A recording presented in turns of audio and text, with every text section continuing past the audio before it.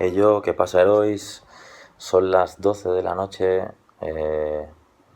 Probablemente, si lo oís, ese que oís roncar es Flow, está sobando ya. Normalmente a estas horas suelo estar durmiendo, pero hoy ha sido un día de muchas reflexiones. Llevo día dándole vueltas a un tema y hoy por fin ya lo he visto claro y he decidido escribir sobre algo que me cuesta, pero creo que es necesario.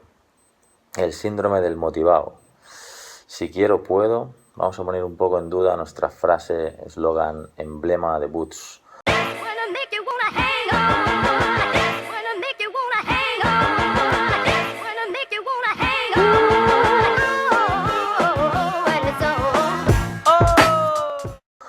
Tenemos el eslogan de si quiero, puedo.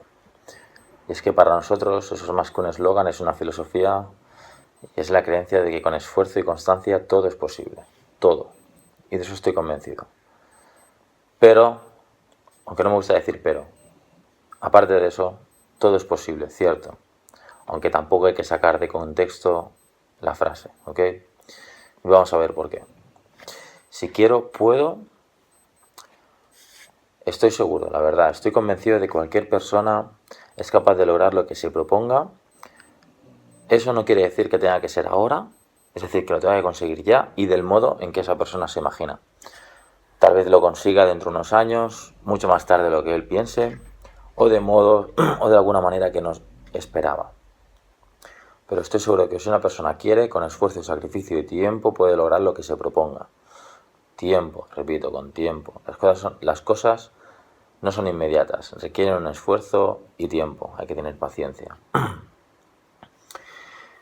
El problema, por tanto, es cuando ese concepto de querer es poder se saca de contexto, se lo toma como verdad absoluta y se lleva al extremo. Sé que con este vídeo y con este artículo algunos me tacharán de contradictorio, pero yo considero que la vida son matices, que no hay nada absoluto y lo dicho, que por supuesto sigo pensando que querer es poder. Tan solo quiero explicar algunos matices para que tengamos mejor el concepto, ¿ok? Seguro que conocéis casos, o seguro que os ha pasado, a mí me ha pasado, luego explicaré la historia en concreto, de personas que pasan de 0 a 100 en cuestión de semanas, que no hacían nada y de repente están entrenando todos los días, varias horas, no descansan ni el fin de semana, se pasan más horas en el box que el propio monitor o en el gym. Y a ese sobreentrenamiento precoz o prematuro lo he bautizado como el síndrome del motivado. Y es que motivarse es importante, es necesario para mejorar, para superarse, es básico para entrenar como un héroe y sin motivación al fin y al cabo no viviríamos, solo sobreviviríamos. Necesitamos tener motivos para vivir, motivaciones, cosas que nos gusten, que nos apasionen, que nos hagan seguir adelante, ¿vale? Más allá de alimentarnos y procrear y etcétera y sobrevivir. Pero si lo llevamos al extremo, como todo en esta vida, pues se vuelve contraproducente. Seguro que a muchos os ha pasado o conocéis, como decía, personas que se ilusionan tanto con el ejercicio físico, con un deporte, se apasionan tanto que llegan casi a una tendencia casi obsesiva. Lo peor es cuando pasa de personas que son totalmente sedentarias y están todo el día rascándose los huevos y de repente empiezan a entrenar y acaban enganchándose y no paran de entrenar y se obsesionan y bueno, no pasa nada, no es nada, pero hay que ser consciente de ello y darte cuenta a tiempo para no acabar mal. Luego veremos los inconvenientes. Y es que todo tiene un proceso. Hay una frase que me gusta mucho y es que para poder entrenar hay que entrenar mucho. ¿Qué quiere decir? Que para poder entrenar 5 días a la semana tienes que haber llevado un proceso de varios meses, años, entrenando 2, entrenando 3, entrenando 4 días a la semana. Para poder entrenar tanto como un deportista de élite hay que estar muchos años entrenando menos. Es decir, tiene que haber una progresión, ¿vale? Y es que para que nuestro cuerpo y nuestra mente sean capaces de soportar y aprovechar 2 sesiones al día, tenemos que llevar años entrenando y progresando poco a poco. Si no, tan rápido como arranquemos nos meteremos la hostia. Y es lo que se le suele llamar arrancada de caballo, frenada de burro. Cuando hacemos ejercicio, cuando entrenamos, provocamos un estrés, generando daño muscular. Una vez acabamos, el cuerpo empieza a recomponerse y se empieza a reparar, y a buscar una adaptación para que la próxima vez que tenga ese estímulo lo aguante mejor, ¿vale? Es, al fin y al cabo, supervivencia. Es decir, busca una sobrecompensación para que no nos vuelva a pasar lo mismo. Por eso mejoramos. La carga debe ser progresiva, para que sea eficiente y podamos seguir ejercitándonos. En cambio, la presión, las ansias, el desconocimiento, la hipermotivación nos lleva a que en muchas ocasiones queramos abarcar más de lo que podemos hacer. Y sobre todo de lo que nos conviene. A lo mejor sí que lo aguantamos, esos entrenos cada día, las 2 sesiones, 5 días a la semana, 6, 7, pero a lo mejor no es lo que más nos conviene si queremos rendir o si queremos tener salud. Entonces, mis 2 sugerencias para esas personas que les pasa y que se motivan tanto con un deporte o con una actividad, que se obsesionan y empiezan a sobreentrenarse muy pronto. 2 sugerencias, 2 motivos por los cuales sugiero que sean conscientes y que lleven una progresión adecuada. Sería, en primer lugar, cuando llevas un sobreentrenamiento tienes muchos números de acabar lesionado. No hace falta entrar ni en tecnicismo ni en detalles, es de pura lógica. Si tú heredas el Seat Panda de tu abuelo, que hace un montón de años que no lo saca del parking, y directamente, sin pasar por el garaje ni nada, por el mecánico, lo llevas a la autopista, lo pones a 120 km por hora, pues lo más probable es que te falle algo y tengas un accidente o que te dure 2-3 diarios. Pues con el cuerpo pasa igual. Si llevas meses sin hacer nada, ¿cómo coño quieres estar entrenando todos los días a todas horas? Pues tiene que haber una progresión, tiene que ser poco a poco. Confía en el proceso. Esa frase me encanta. Confía en el proceso, olvídate del resultado. Confía en el proceso y ves poco a poco. Paciencia, humildad y esfuerzo. Esas son las 3 características clave para poder tener éxito en algo. Paciencia, humildad y esfuerzo. Así que confía en el proceso y saca el héroe que llevas dentro, pero con cabeza. Y segundo motivo, te estancarás antes. Ponte en situación, imagínate, si empiezas a entrenar y nada más empezar a entrenar y estás entrenando 4 o 5 días a la semana, en el mejor de los casos que no te lesionas, a la que lleves 1 año y pico, pasas a entrenar 5 o 6 días a la semana. A la que lleves 2 años, ¿qué coño vas a entrenar? ¿Todos los días a todas horas? O sea, vas a necesitar unos estímulos tan grandes que te vas a estancar muy fácil. Con lo cual, más no siempre es mejor. Deberíamos de tener esto claro. Más no siempre es mejor. No sé. Con lo cual, empieza poco a poco y ves añadiendo entrenos de manera progresiva, ¿ok? O acabarás estancándote antes que tus compañeros. Lo mismo pasa con el peso. Para mí es importante entrenar la fuerza. Incido mucho en ello. Pero a veces la gente confunde entrenar la fuerza con entrenar con pesas. Y si no eres capaz de hacer flexiones estrictas, para mí es ineficiente empezar a trabajar con press banca, por ejemplo. Si no has hecho nunca sentadillas, ¿para qué coño te pones una barra a hacer sentadillas con barra? Es decir, entrenemos primero con nuestro propio peso, trabajemos la fuerza con nuestro peso corporal y luego ya tendremos tiempo de añadir pesos o estaremos quemando etapas. Si no, pasar de press banca a flexiones te va a costar mucho mejorar. En cambio, pasar de flexiones luego a press banca vas a mejorar mucho. Al fin y al cabo es cuestión de buscar tus límites, salir de tu zona de confort, pero sin entrar en tu zona de pánico, ¿ok? Se pueden diferenciar 3 zonas. La zona de confort, que sería aquel espacio, aquellas actividades, aquellas relaciones con las que te sientes cómodo, las que sueles hacer a menudo y que no te aportan nada nuevo, ¿ok? La zona de aprendizaje sería hacer aquellas cosas que te suponen un pequeño reto, que te da un poco de vergüenza, que necesitas aprender algo nuevo, que necesitas conocer gente nueva, que te provoca un poco de nervios, un poco de estrés. Eso te va a hacer crecer, te va a hacer mejorar. En cambio, si lo llevas al extremo, ya se convierte en tu zona de pánico. Es aquella zona que te pone en riesgo tu vida, tu seguridad, tu salud, etc. Por poneros un ejemplo aplicado al deporte. Imaginaros, estáis acostumbrados a ir a clases de body combat. Eso que es una especie de coreografía tipo boxeo, pero sin pegarse ni nada, con música. Vale. Lleváis 6 meses haciendo body combat o un año, os gusta mucho, habéis mejorado, etc. Manteneros en vuestra zona de confort sería seguir yendo a las mismas clases, con el mismo profe, a la misma hora, etcétera, etcétera, etcétera. Os lo pasaríais bien, pero os estancaríais, no mejoraríais, no aprenderíais nada nuevo.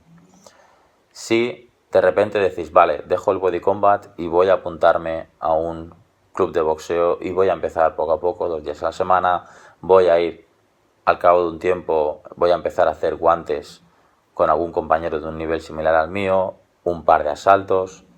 Eso sería salir de tu zona de confort y entrar en tu zona de aprendizaje. Eso te va a suponer un pequeño estrés, un poco de miedo, un poco de vergüenza, y eso te va a ayudar a mejorar, a superarte y a hacerlo cada vez mejor.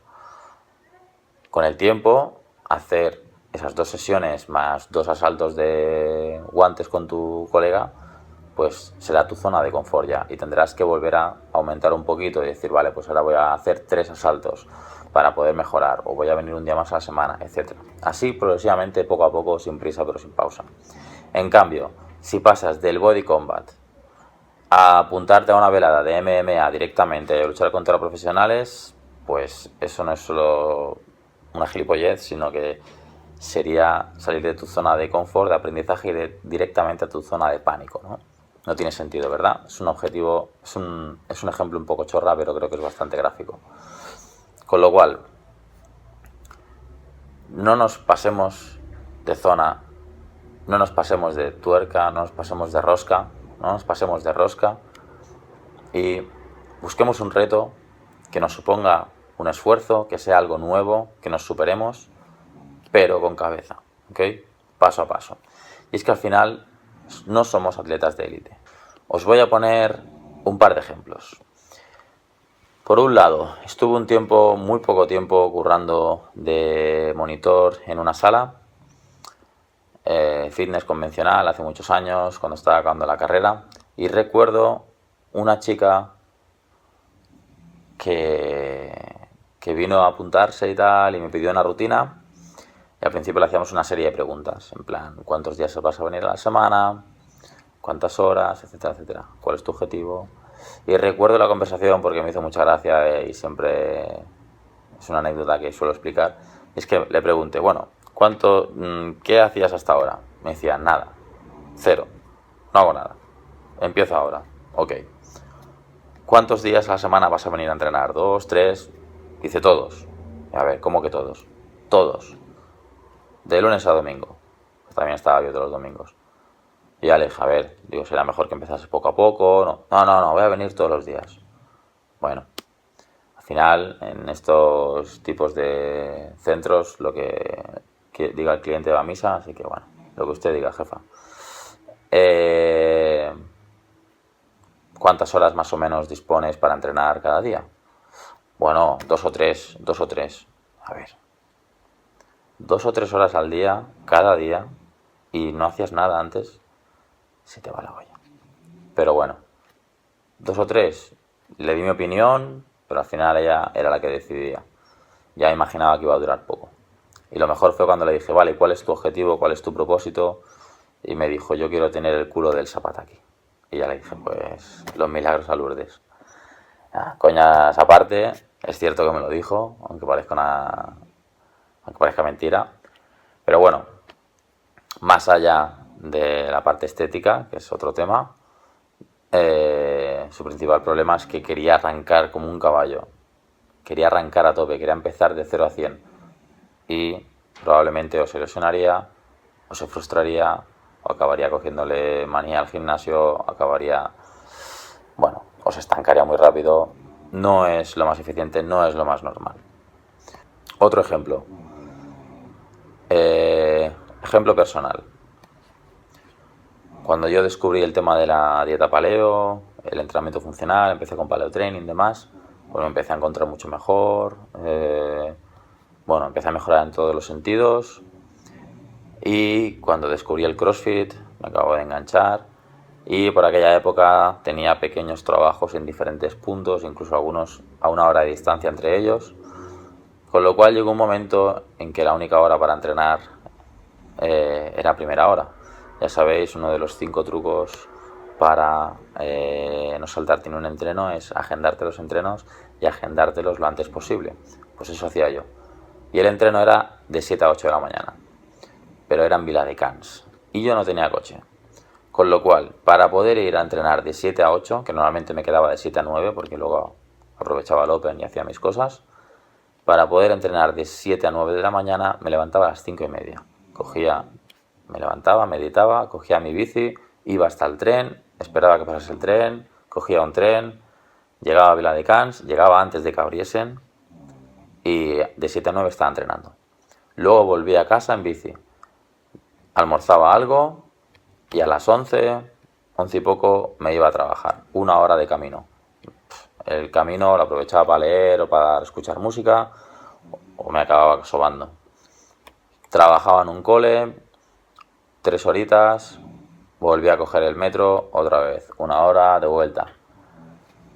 Y a las 5 y algo, tenía trabajo de monitor, empezaba de freestyle, luego entrenador de paleo, con un grupo. Total, metía algún entreno por ahí, a veces entrenaba yo con ellos.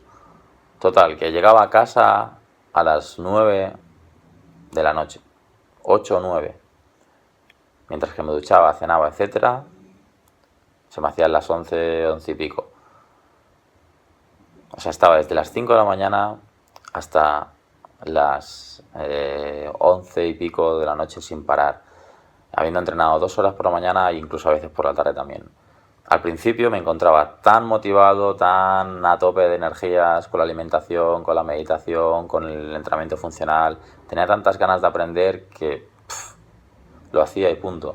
En el trabajo me acuerdo compañeros y tal, mi colega Bernat flipaba, pero yo no sé cómo aguantas, no sé qué, y yo tampoco lo sabía.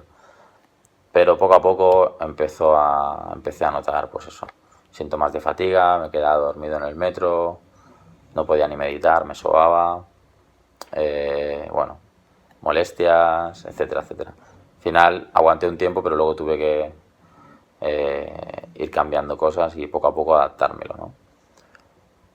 O reducir el entreno, etcétera. Entonces, es normal, yo entiendo que os pase, porque a mí también me ha pasado. Por eso os sugiero que tengáis cabeza y lo tengáis en cuenta. Y de vez en cuando os paréis, os apartéis un poco y veáis vuestra situación desde fuera.